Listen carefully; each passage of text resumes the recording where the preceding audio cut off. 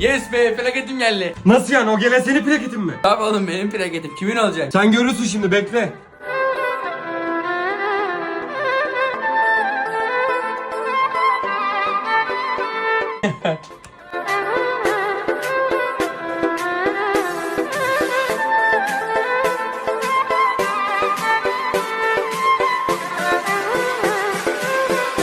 Neyse ben de plaketimi açayım ya.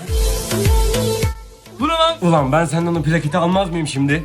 Bu benim plaketim değil. Ne yazıyor kardeşim plaketin isminde? Senin adın yazıyor abi. Ver lan plaketimi. Oğlum ben başından beri biliyordum plaketin benim olduğunu.